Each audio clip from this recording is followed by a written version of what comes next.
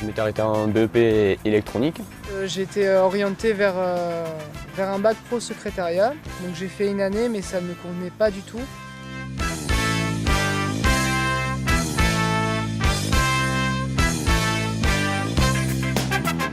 J'ai commencé dans les clubs de voile comme aide-moniteur.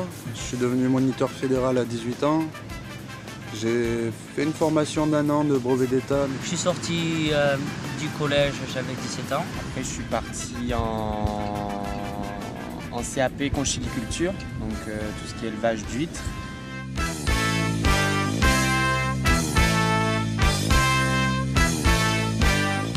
Je commençais par une fac de droit, j'ai eu mon DUG, donc à l'époque c'était le DUG.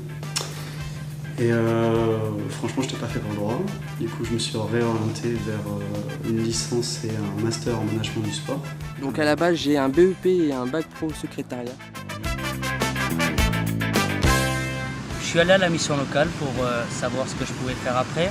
Ils m'ont proposé plusieurs choses. Ils m'ont montré un classeur avec plein d'activités physiques. Je suis tombé sur le BPJEPS d'eau vive. Donc le BPGEPS kayak, j'en ai entendu parler dans une mission locale à Pau. Le canoë-kayak, c'est une passion depuis 13-14 ans que je vis et que je vis toujours d'ailleurs. Et donc voilà, donc du jour au lendemain, j'ai décidé d'arrêter mes études pour enchaîner sur un cursus, le BPJEPS. Dans mes voyages, des fois, j'ai eu des opportunités que j'ai pas pu concrétiser parce qu'il me manquait ce diplôme. Ouais, c'est un peu une histoire de famille, quoi. Donc j'étais obligé de suivre les traces des parents et du frère, quoi.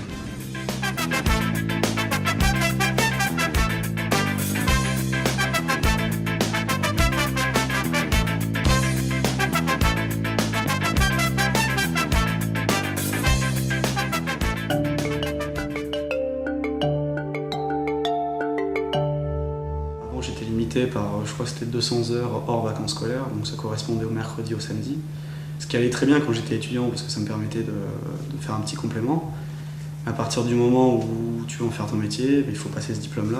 J'avais fait beaucoup de bateaux avant, donc j'avais pas mal de connaissances sur certains bateaux, mais par contre j'étais jamais monté sur une planche, je savais pas faire du tout de planche à voile. Ce qu'on apprend en centre d'apprentissage, on le met en pratique en club. Et je pense que c'est une chance par rapport aux gens qui payent leur diplôme, qui apprennent des choses qui ne sont pas sûrs de pouvoir le mettre en pratique. Et en fait, l'apprentissage, c'est un cursus qui est bien parce que c'est en alternance, donc forcément un peu de pratique, un peu d'école. L'avantage avec le contrat d'apprentissage, c'est en sortant, on a un diplôme et une expérience quand même assez conséquente justement dans le diplôme qu'on vient de passer.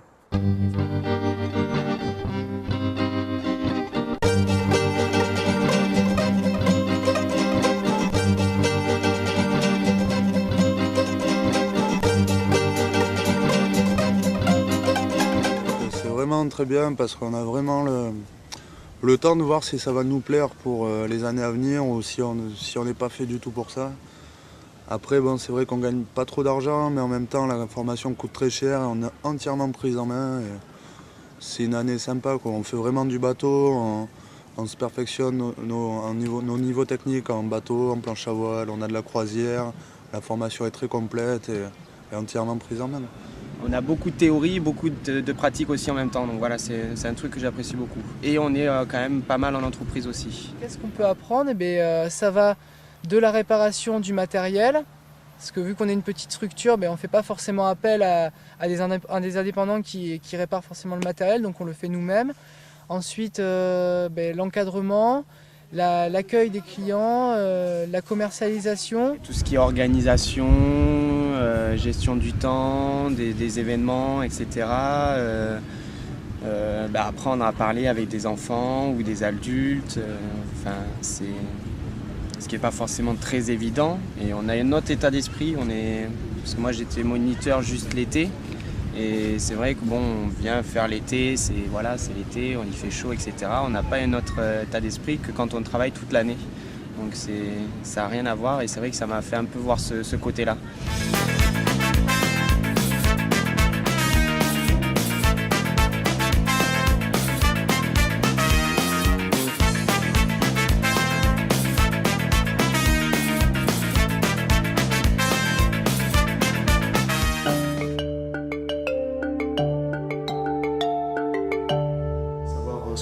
bateau, combien il faut de personnes de stage pour rentabiliser ce bateau, quels sont tous les frais annexes par rapport à une école. Tout ça, tant qu'on n'est pas dans le métier, on ne peut pas le savoir. Et, enfin, on peut le coucher sur le papier. Mais être ici, ça me permet de savoir qu'il faut tant de stages pour amortir un bateau, qu'un bateau ça s'amortit en tant d'années. Grâce à Arteka, j'ai pu aller à l'océan, donc encadrer tout ce qui est wave ski, kayak de mer, stand-up paddle. Donc c'est vrai que du coup, vu qu'on a dans les prérogatives de notre diplôme, c'est bien de le voir, quoi. Comparé aux autres personnes, disons qu'on va leur délivrer le diplôme et ils n'auront jamais vu ce que c'est l'encadrement au wave ski par exemple, kayak de mer, et ce qui est quand même assez compliqué à gérer. On a des parties communes qui sont pareilles pour tous les BPGEPS et une fois qu'on les a, elles sont validées, on n'a pas besoin de les repasser, donc on n'a plus que le spécifique, la théorie, la pédagogie des autres diplômes qu'on veut passer. Une structure qui n'est pas que eau vive, donc on a des gîtes, on fait tout ce qui est montagne, rando, VTT, escalade, canyoning et d'autres. Donc tout ça fait qu'il y a beaucoup de travaux, d'entretien, de choses à gérer différentes. Donc voilà, c'est vrai qu'il faut...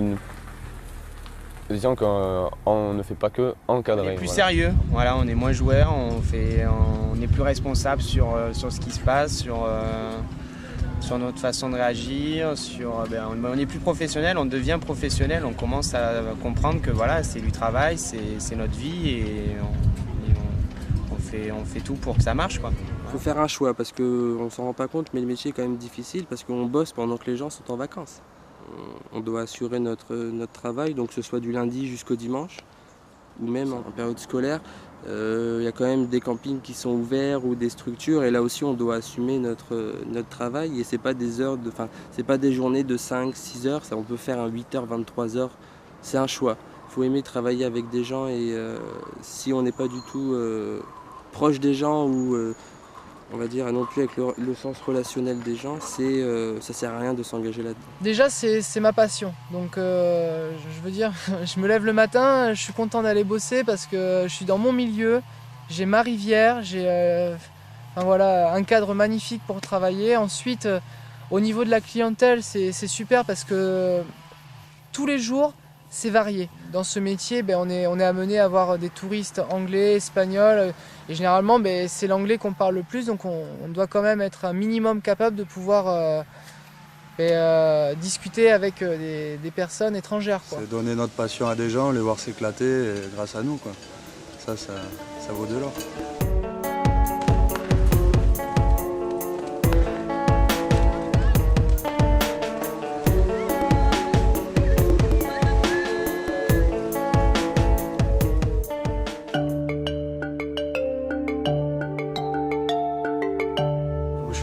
Ça fait 3 ans que j'habite ici, 3 ans que je bosse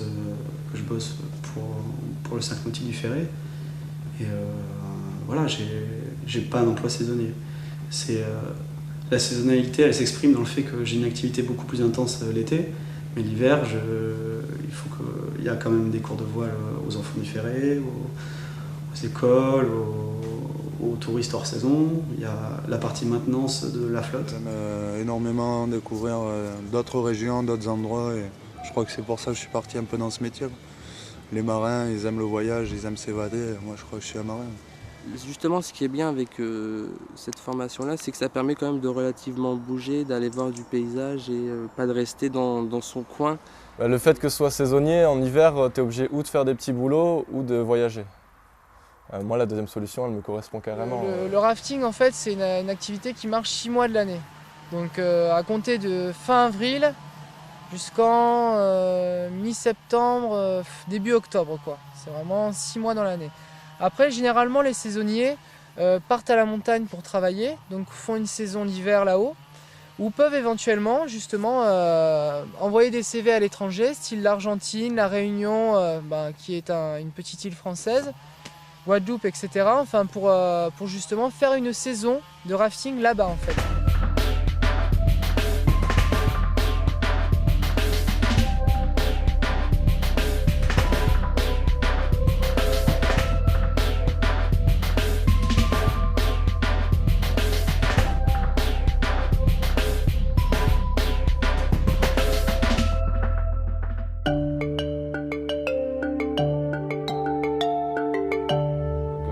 projet pour moi après, c'est me former pour avoir d'autres diplômes, toujours dans le même milieu. Donc là, je sais qu'il y a un BPGEPS randonnée, VTT, donc voilà. Donc il y a ça. Ensuite, il y aura l'escalade, voilà. Après, c'est greffé plein d'autres diplômes qui font qu'on puisse travailler comme une structure comme ici à Arteka. Je finis ma saison en octobre, je finis ma formation en novembre. Ensuite, je compte partir faire mon début de saison janvier, février, mars, avril en Argentine. Je suis un ami à mon patron. Et ensuite, je compte revenir ici, travailler le reste de la saison jusqu'à octobre prochain. Je remplace quelqu'un qui est parti sur un projet de Vendée Globe, de régate sur Akena. Et du coup, je le remplace en attendant. Et normalement, si tout va bien, je serai pris à la fin de l'année pour un poste en plus. J'aimerais bien monter ma structure. Maintenant, plus je vois comment ça se tourne, plus j'ai peut-être plus d'a priori, d'appréhension. Mais au moins, je situe tous les tenants et les aboutissants du métier. Pour l'instant, j'espère voyager et profiter de ce métier à fond.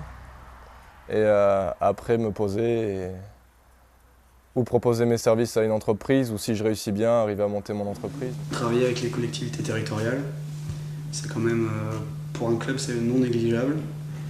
C'est une grosse partie du travail, sauf pour des clubs à l'activité saisonnière, purement saisonnière. Mais je vois, il faut vraiment avoir une activité répartie sur toute l'année, et c'est des collectivités territoriales à travers les écoles, les colos, enfin tout ça, qui peuvent apporter ce travail-là. Donc il faut apprendre à travailler avec eux.